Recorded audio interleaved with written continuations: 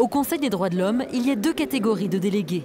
Ceux qui sont assis devant, bien souvent des ambassadeurs ou leurs assistants, et ceux qui sont assis au dernier rang, comme ce délégué originaire du Bangladesh, venu dénoncer les exactions commises dans son pays.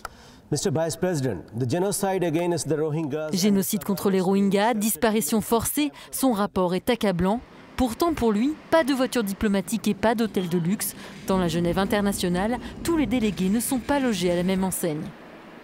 C'est dans cette pension genevoise accueillant des personnes en situation de handicap que Mohamed a trouvé une chambre. C'est mon lit, pour une personne. Pour cet activiste, se loger à Genève est devenu de plus en plus difficile. Il y a 10 ans, on pouvait trouver des hôtels pour environ 100 francs.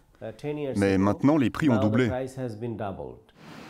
Pour aider les délégués à se loger, le canton de Genève a créé le CAGI, le centre d'accueil de la Genève internationale. Bonjour Valeska. Plus de 1000 demandes sont traitées chaque année. Rien que pour cette session, 125 personnes ont reçu une subvention. C'est principalement des délégués d'ONG issus des pays en voie de développement. Ça peut être des représentants gouvernementaux qui sont issus des pays les moins avancés par contre et qui peuvent être des représentants des petits États insulaires ou des micro-États. Alors que certaines délégations africaines descendent dans les plus beaux hôtels, ces représentants élus du peuple maya au Guatemala passent par le CAGI pour régler la facture. 200 francs pour 4 nuits. Malgré l'aide du canton, le budget reste conséquent. Pour une famille nombreuse, cela nous permet de manger pendant une semaine.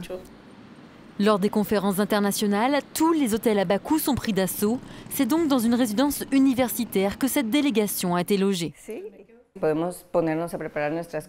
petits lits pour préparer au calme ces interventions, c'est tout ce que demande cette déléguée qui a échappé à une tentative de meurtre et veut alerter la communauté internationale sur le sort des Mayas.